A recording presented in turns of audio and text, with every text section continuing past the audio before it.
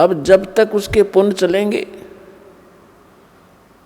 और उसको सभी सुविधाएं उपलब्ध रहेंगी और ये सोच रहा होगा वो व्यक्ति जो धार्मिक प्रवृत्ति का है कि मैं जो पूजाएं कर रहा हूँ, जो साधना कर रहा हूँ, या तो कोई गुरु बनाकर किसी संत पंथ में जाकर या वैसे अपना कोई देवी देवता मना के जो भी वो आध्यात्मिक क्रियाएं करता है, वो ये सोच रहा होता है कि मुझे इन्हीं क्रियाओं से ये लाभ मिल रहा है। अब उस स्थिति में उसको कोई हमारा भक्त जाकर समझाने की चेष्टा करे कि आपकी भक्ति ठीक नहीं, आपके साधन जो है भक्ति के ये व्यर्थ हैं, तो वो व्यक्ति बिल्कुल मानने को तैयार नहीं, क्योंकि उसको अध्यात्म ज्ञान का अभाव है। और वो ये कहेगा कि मुझे सब सुविधाएं उपलब्ध हैं, अच्छी पोस्ट है, बच्चे भी अच्छे पढ़ रहे हैं, उनको अच्छी पोस्ट प्राप्त हो गई है, मेरे को सब सुख है, ये मेरे गुरुदेव की कृपा है, मेरे इष्ट देव की कृपा है। तो पुण्यात्माओं, उसको उस समय पता चलेगा जब उसकी पूर्व जन्म की बैटरी समाप्त हो जाएगी, डाउन हो जाएगी, डिस्चार्ज होएगी। उस समय देर बहुत हो चुकी होगी, फिर उसके सामने रोने के अतिरिक्त कुछ भी शेष नहीं बचेगा। इसके लिए दास बार बार प्रार्थना कर रहा है कि कम से कम जो दास आपके गुरु जी के विषय में, आप जी की साधना के विषय में कोई टिप्पणी कर रहा है, आप उसको आलोचना मानते हो, उस आलोचना को कम से कम कंपेयर कर लो कि ये सिरफरा व्यक्ति क्यों बार बार हमारी साधनाओं को गलत बता रहा है, इस उद्देश्य से देख लो। लेकिन इधर सोचना भी पसंद नहीं करते वो भोली आत्माएं। और अब दास देख रहा है, जिनको आज से 10 वर्ष पहले हमने कहा था कि तुम्हारी साधनाएं गलत हैं, उन्होंने बात करना भी पसंद नहीं किया था, आज वही रोते हुए आ रहे हैं कि काश हम उस समय आपकी बात को स्वीकार कर लेते, इतना विनाश ना होता। परमात्मा ये कहते हैं, कोई बात नहीं, पीछे गई सो जान दे, ले रहती को राख, नहीं तो ये रही रही भी जावेगी उस गई गई के साथ। तो परमात्मा ने ये ऐसा ज्ञान दिया है और आपको बुद्धि दी है, मानव समाज को एक विशेष विलक्षण बनाया है आपको, कि आप इस अध्यात्म मार्ग को और सद्ग्रंथों को आसानी से समझ सकते हैं। तो पुण्यात्माओं, जब तक इस प्राणी के पुण्य चलते हैं तब तक तो इसको सब सुविधाएं होती हैं और ये सोचता है कि मैं जो साधनाएं कर रहा हूँ इन्हीं से मैं सब सुख उपलब्ध कर रहा हूँ। लेकिन अब इस तत्व ज्ञान के पैमाने से, इसकी रोशनी में आप देखोगे, फिर आपको पता चलेगा कि जिन गुरुओं को आप गुरु मानते थे और सतगुरु मानते थे, वो बिल्कुल नालायक आदमी थे, उनको कख भी पता नहीं। एक टीचर अपने सिलेबस से परिचित नहीं है, उसको टीचर कहा जा रहा है, क्योंकि विद्यार्थी को अगर ये इतना ज्ञान हो कि वो टीचर को ही पहचान ले, तो वो तो विद्यार्थी रहा ही नहीं। तो टीचर के कोई त्रुटि को टीचर ही बता सकता है। ये दास भी स्पिरिचुअल टीचर है, और जिन गुरुओं से आप संबंधित हैं उनको भी आप स्पिरिचुअल टीचर ही बताते हो, आध्यात्मिक गुरु कहते हो। और दास कहता है कि ये सब झूठे और नकली ज्ञान को प्रचार कर रहे हैं, इनको कोई ज्ञान नहीं अध्यात्म मार्ग का। दास ने कोई शौक नहीं, कोई लालच और लोभ नहीं, या किसी स्वार्थवशी मैं उनको उनके ज्ञान को और उनकी साधना को गलत बता रहा हूँ। एक परमार्थी कर्म कर रहा हूँ, जैसे किसी टीचर ने 2 दूना 6 पढ़ा रखा है बच्चों को और सभी ने वही घोट रखा है। अब दूसरा टीचर आता है, वो उनसे पूछता है कि 2 दूना क्या होता है, 2 जमा 2 कितना होता है, या 2 गुना 2 कितना होता है। और वो सभी एक सुर में बोलते हैं 2 गुना 2 6। तो उस टीचर का क्या कर्तव्य बनता है कि नहीं बच्चों, 2 गुना 2 4 होता है, 6 नहीं होता। और वो बच्चे भी विरोध करें कि हमारे टीचर की बेइज्जती करते हो, आप उसको आलोचना करते हो, तो इसका समाधान कैसे हो। तो पुण्यात्माओं, आज दास के साथ वही बना हुआ है। दास कहता है कि आपके टीचर ठीक नहीं, उनको सिलेबस का ज्ञान नहीं, वो आपके जीवन का नाश कर रहे। और उन गुरुओं से भी दास बार बार प्रार्थना कर रहा है कि कम से कम जो दास आपके विषय में बोल रहा है उसका कम से कम आप उसका कुछ प्रतिक्रिया तो करो कि मैं क्यों गलत बता रहा हूँ, या मैं गलत बता रहा हूँ तो आप बताओ कि आपने ये गलत बोल रहा है, ऐसा नहीं है। तो इससे बुद्धिमान समाज ने खुद सोचना और समझना पड़ेगा। उनका मौन ही उनकी हार बताती है, उनका अज्ञान सिद्ध करती है। तो बुद्धिमान समाज को समझ लेना चाहिए और इस यथार्थ ज्ञान को शीघ्र ग्रहण करना चाहिए। परमात्मा कहते हैं कि मानुष जन्म दुर्लभ है, ये मिले न बारंबार, तरवर से पत्ता टूट गिरे वो बोर न लगता डर। मानुष जन्म की कितनी कीमत बताई है, एक श्वास की कितनी कीमत है। कहता हूँ कहीं जात हूँ, कहूँ बजा के ढोल, श्वास जो खाली जात है ये 3 लोक का मोल। तो पुण्यात्माओं, परमात्मा ने आके बताया हमारे को कि पीछे लग गया जाऊं था मैं लोक वेद के साथ, रस्ते में सतगुरु मिले है दीपक दे दिया हाथ। जैसे पहले ये दास शिक्षा ग्रहण करता था, ठीक है, शिक्षा ग्रहण पूरी हुई, जूनियर इंजीनियर का डिप्लोमा किया, सफल हुआ, सर्विस प्राप्त होगी, फिर विवाह हुआ, संतान पुत्र पुत्री हुई। और दास पुजारी किसका था? बजरंगबली का। और भगवान कृष्ण, भगवान शंकर, भगवान विष्णु एज ए इष्ट थे। तो ये दास ये सोचा करता था कि मेरे इन भगवानों ने मुझे ये सब सुख दिए हैं। अब परमात्मा के तत्व ज्ञान रूपी इस रोशनी से, टॉर्च से, इस प्रकाश से दिखाई दिया कि ये जिन भगवानों को मैं ये सोच रहा था कि इन्होंने ये सुख दिए, ये इनके सतर का काम नहीं था, ये हमारे पूर्व जन्म की बैटरी ही चल रही थी, वो संस्कार फल रहे थे। हम लोक वेद के आधार से साधनाएं कर रहे थे। दंत कथा, लोक वेद माने दंत कथा, सुनी सुनाई हियर से स्टोरीज पर हम आधारित थे।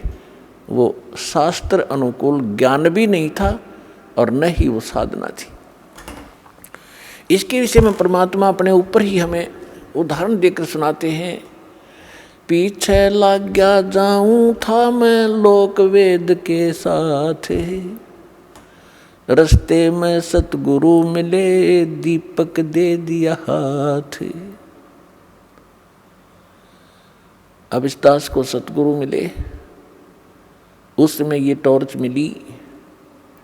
भटक रहे थे गड्ढों में, अंधेरे में, जिसने जैसा कोई बता दिया इधर चले जाओ उधर चल पड़े, आगे किसी ने कहा इधर जाओ ये ठीक नहीं है उधर चल पड़े।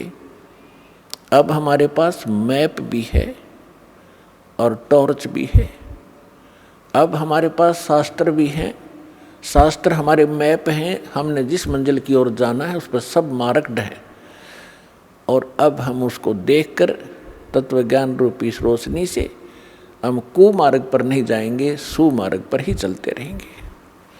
तो क्या बताते हैं, मात पिता मिल जाएंगे 184 में, सतगुरु सेवा और ये बंदगी फिर मिलन की ना। परमात्मा कहते हैं आप जहाँ भी जन्मोगे आपको माता पिता वहीं मिल जाएंगे। पशु योनि में जाओगे वहाँ भी माता पिता मिलेंगे। पक्षी की योनि में आप जन्म लोगे उस शरीर में भी आपको माता पिता मिलेंगे। मानव शरीर प्राप्त करोगे वहाँ भी माता पिता मिल जाएंगे। लेकिन सतगुरु सेवा, सतगुरु सेवा मीन सतगुरु के अनुसार बताई हुई पूजा। सेवा माने पूजा। और फिर वो भक्ति जो गुरु बतावे, सतगुरु बतावे, कहते फेर मिलन की ना।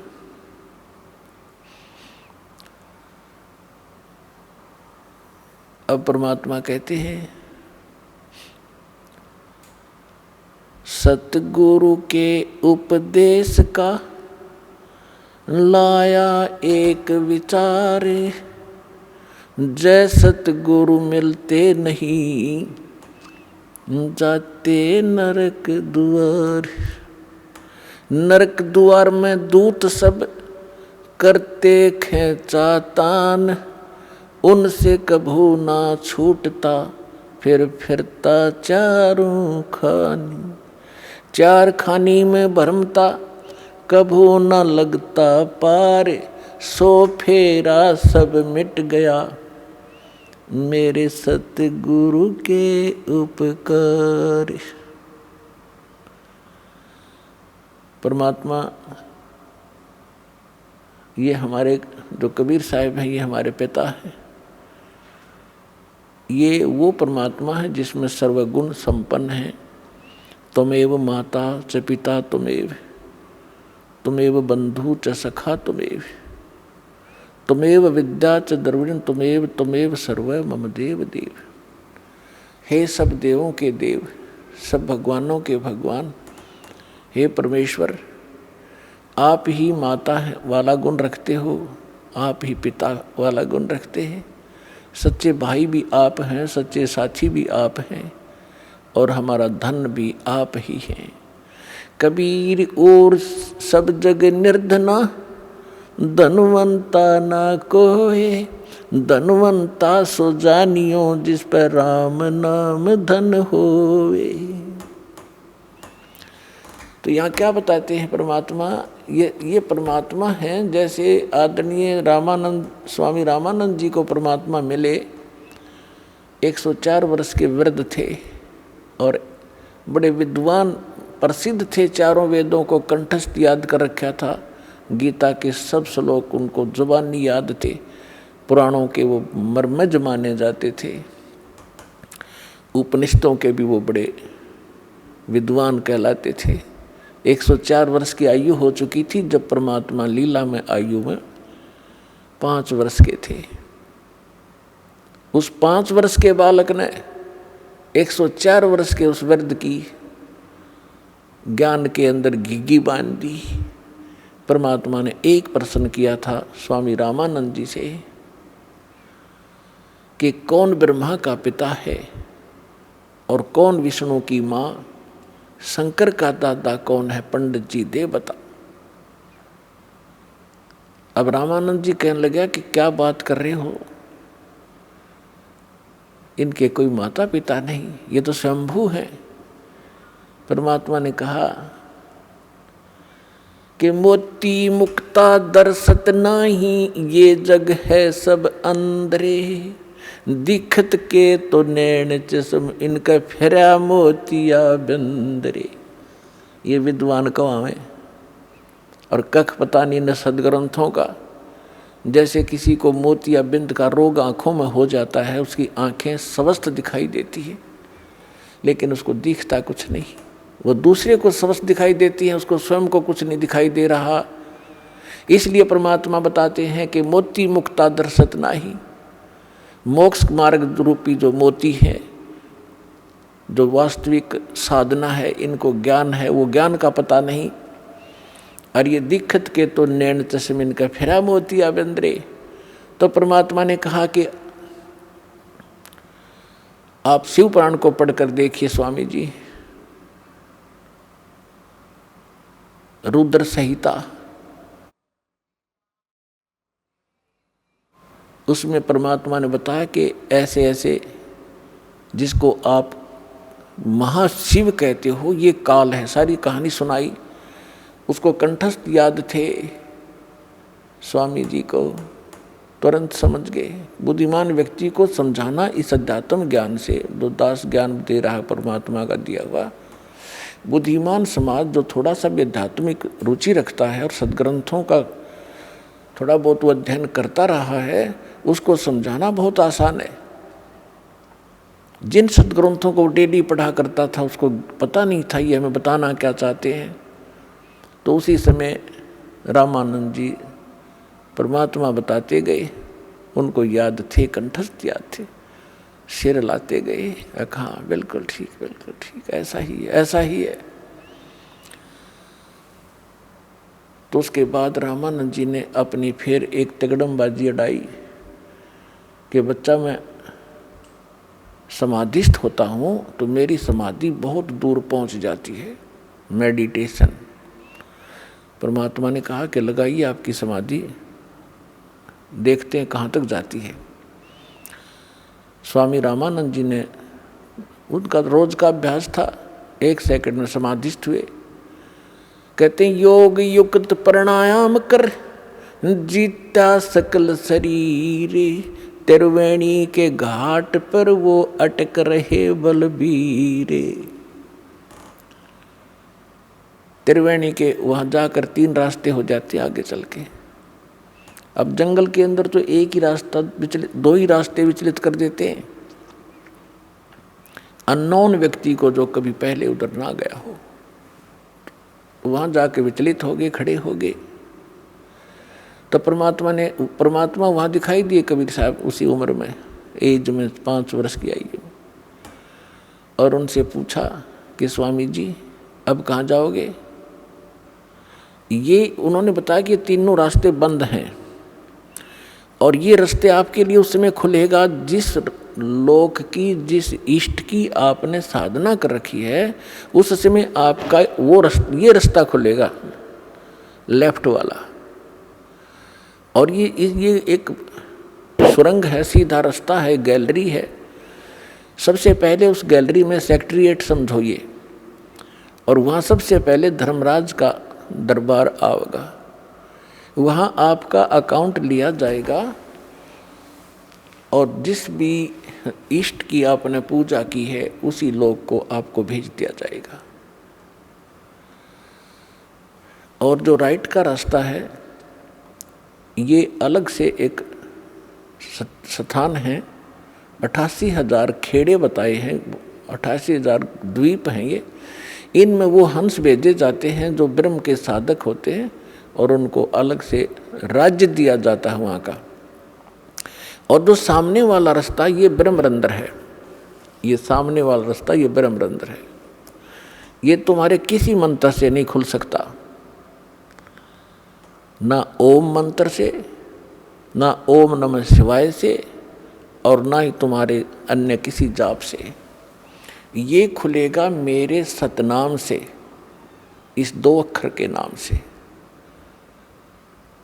जो मेरे पास वो मंत्र है। रामानंद जी से कहा परमात्मा ने कि आप कोशिश करो अपने सब मंत्र जंतर जो आपने आज तक साधना की है। आपने तो 16 वर्ष की आयु में भक्ति स्टार्ट की थी, 104 वर्ष के हो गए, जो करना था कर लिया। अब प्रयोग करके देख लो आपकी वो साधना कितनी सफल है, सक्षम है। अब रामानंद जी ने सारे जंतर मंत्र कर लिया, वो गेट ना खुला। तो परमात्मा ने कहा मैं खोलूं। श्वास सिमरण किया मालिक ने। वो तो परमात्मा थे लेकिन हमारे लिए संदेश छोड़ गए कि आपको जो मंत्र दिया सतनाम का, ये एक अनमोल और बहुत पावरफुल है। परमात्मा ने सिमरण किया, सामने का वो बजर कपाट खुल गए। तब रामानंद जी को परमात्मा उसके अंदर से आगे लेकर गए। जिस ब्रह्म को आप निराकार बताते थे, ये सामने बैठा परमात्मा ने दिखा कि वो बैठा, देखो ये है वो तेरा महाशिव, इसको महाविष्णु भी कहते हो, महाब्रह्मा भी कहते हो, ये ब्रह्मा विष्णु महेश का पिता है। और ये काल है 1,00,000 मानव शरीरधारी प्राणियों को नित खाता है। तुम्हारे को मूर्ख बना के यहाँ फंसा रखा है इसने, स्वार्थवश आपसे संतानोत्पत्ति करवाता और खाता ये है। जैसे कसाई बकरे पालता है, उनकी कितनी केयर टेक करता है, कितनी संभाल करता है, नर और मादा उनको छोड़ देता है इकट्ठे करके, वो समय आने पर संतानोत्पत्ति करते हैं। और खाता कसाई है या उसको अपने स्वार्थवश बेचता है। यही स्थिति तुम्हारे इस ब्रह्म की है, परमात्मा ने बताया। अब रामानंद जी सब देख रहे हैं, सुन रहे हैं। फिर परमेश्वर उनको 11वें द्वार से पार किया, जिसमें अक्षर पुरुष का लोक प्रारंभ होता है। अक्षर पुरुष के सात्संग ब्रह्मांडों को पार करके परमात्मा पहुंचे 12वें द्वार पर, जहाँ भंवर गुफा है, और उसको पार करके सतलोक में प्रवेश किया। वहाँ जाकर क्या देखा रामानंद जी ने कि परमात्मा सत्यपुरुष सिंहासन पर विराजमान है, तख्त के ऊपर, सिर पे चौर, सिर पे छत्र है, एक मुकुट है सफेद, और एक बहुत बड़े मंदिर नुमा गुम्बज के अंदर उसके सेंटर में परमात्मा विराजमान है। उनके एक रोमकूप में करोड़ सूर्य मिला दे, करोड़ चंद्रमा, ऐसी रोशनी उनकी छवि परमात्मा की है। पूरी बॉडी की कितनी होगी आइडिया लगा सकते हैं। कबीर साहब 5 वर्ष के बालक के रूप में चंवर उठाया जो वहाँ रखा था, और जो सिंहासन पर बैठे थे परमात्मा उस पर चंवर करने लगे, जैसे एक सेवक यहाँ गुरुजी पर करते हैं, ऐसे कर रहा था। अब रामानंद जी सोचने लगे कि कबीर तो यहाँ का कोई गण है, देव है, और सचमुच ये अमर पुरुष तो ये बैठी है तख्त पर, सिंहासन पर।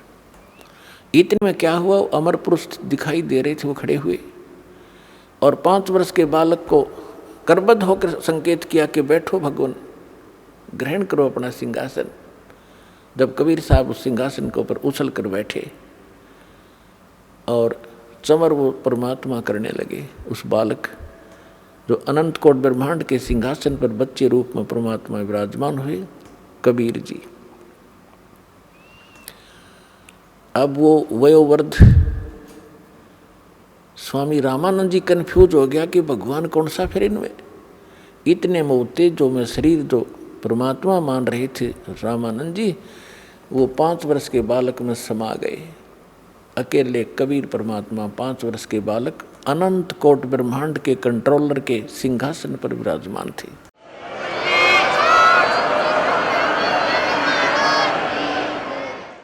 तब परमात्मा ने कहा कि रामानंद जी, हम ही अलख अला हैं, कुतुब गोस और पीरे, गरीबदास खालक धनी, हमरा नाम कबीरे। ए स्वामी सृष्टा में सृष्टि हमारे तीरे, दास गरीब अधर बसू हूँ अवगत सत कबीर। जब परमात्मा ने पहले ये बात वार्ता की थी रामानंद जी से, तो उस समय फिर दोहराई। रामानंद जी गद हो गए कि मुझे तो सहज में भगवान मिल गए, और 104 वर्ष का हो गया, मैंने डले ढोए अभी तक। तो परमात्मा ने कहा कि जाओ स्वामी जी वापस जाइए। इतना ही कहा था कि बड़े वेग से स्वामी जी की आत्मा बॉडी में आ गई, और एकदम ऐसे देखा सामने, तो सामने वही सूरत, वही मूर्त, 5 वर्ष का बालक सामने बैठा, चरणों में गिर गया। 104 साल का, 104 वर्ष का विद्वान पाक रहा था, बिना ज्ञान के न्यू डले डोआ प्राणी। अब दुनिया में महिमा थी, 1400 ऋषि शेष बना रखे थे जो उसके ज्ञान का प्रचार किया करते थे। अपन आत्मा ब्राह्मण वही होता है, कहते ब्राह्मण सोए जो ब्रह्म पछाणे। और परमात्मा के चाहने वाली आत्माएं समाज नहीं देखा करती। जो समाज की तरफ देख कर चलेगा वो भक्ति नहीं कर सकता और न उपलब्धि हो सकती। एक तरफ तो पूरी प्रभुता, स्वामीपना उसका, 1400 ऋषि उसके चरणों में दंडोत प्रणाम करें और जनता उनका ज्ञान सुने, और एक तरफ भगवान खड़े। भगवान किस रूप में? जुलाही रूप में, धानक शूद्र रूप में, और वो उस समय की स्वर्ण जाति ब्राह्मण वर्ण में, और ब्राह्मण लोग तो कपड़ा भी नहीं लगने देते थे शूद्रों का। तो इसको विद्वान कहते हैं वक्त पड़े सौदा करे और कोठे डारे ज्ञान, भाड़ में जाए से नकली ज्ञान ने। और ऐसी महिमा को भगवान जिसके लिए भटक रहे हैं वो सामने खड़ा, तो ना उसने समाज देखा ना अपनी महिमा देखी और चरणों में गिर गए 104 वर्ष के बालक। और फिर क्या कहा? तुम साहेब तुम संत हो, तुम सतगुरु तुम हंस, गरीबदास तेरे रूप बिना और न दूजा अंश।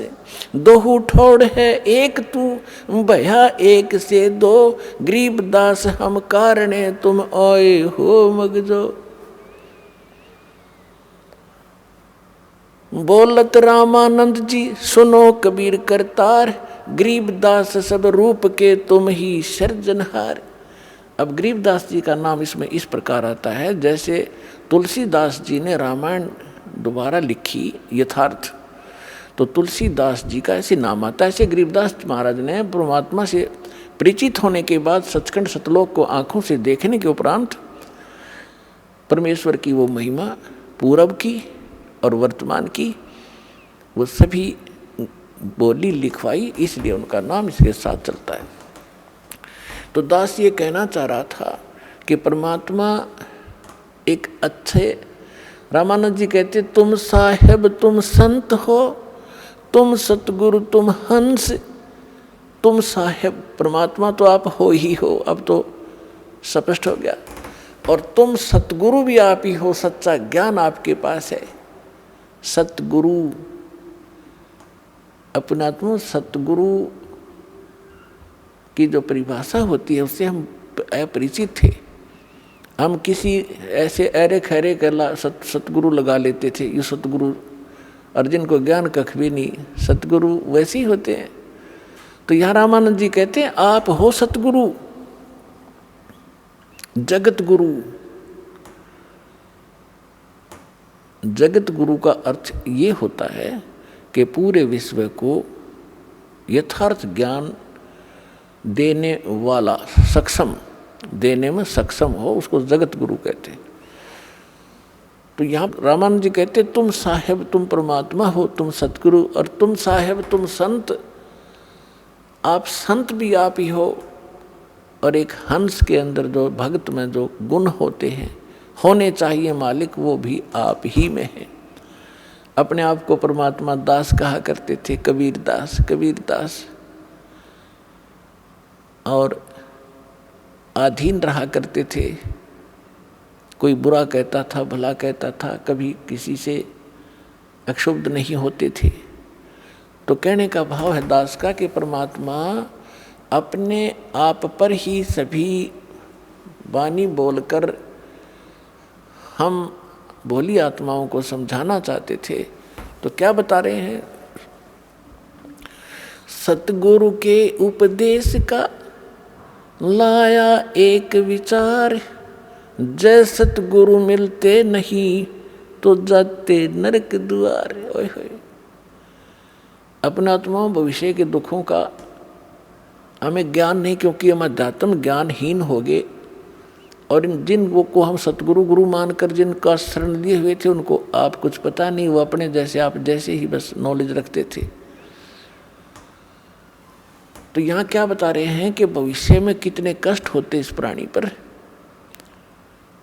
84 लाख योन के प्राणियों के शरीरों में आप झांक कर देखो, एक का शरीर झांक लो किसी कुत्ते गधे सुअर का।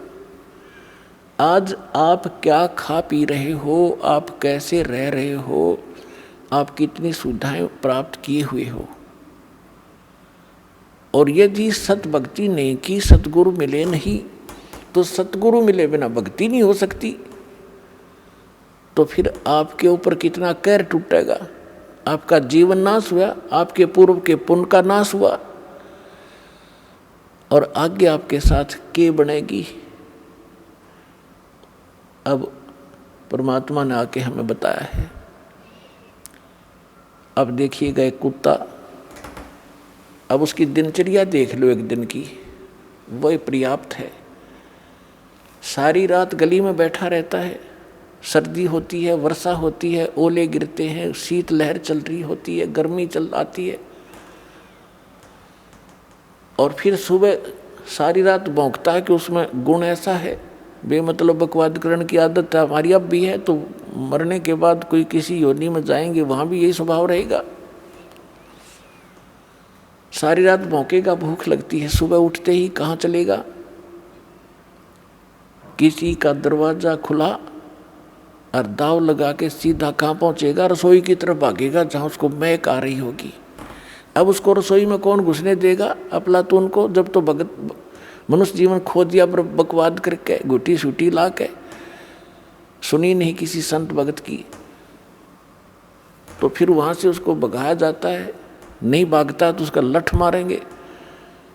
अब लठ लगते ही वो फिर काफ़ी देर तो चिल्लाएगा गली में खड़ा होके, फिर दूसरे दरवाजे की तरफ चलेगा, शायद यहाँ कुछ बात बन जाए, वहाँ उसकी किस्मत है, उसका लठ मिले, कोई टोक मिले।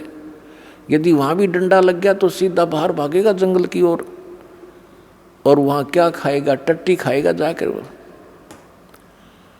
पुण्यात्मा, परमात्मा हमें याद दिलाना चाहते हैं, कबीर ये माया अटपटी, सब गट आन अड़ी, किस किस ने समझाऊं या कुएं भांग पड़ी।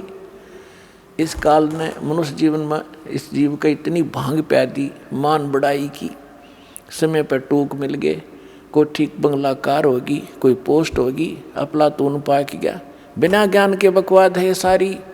और जिस दिन इस तत्व ज्ञान की रोशनी से वो देखेगा अपने भविष्य के इतिहास को, कलेजा हिल जाएगा मानस जीव का। तो ये ज्ञान सतगुरु बिना नहीं बताया जा सकता, और सतगुरु या तो स्वयं परमात्मा ही होते हैं कबीर साहब, या उनका कृपा पात्र, उनका दास विशेष ही होता है।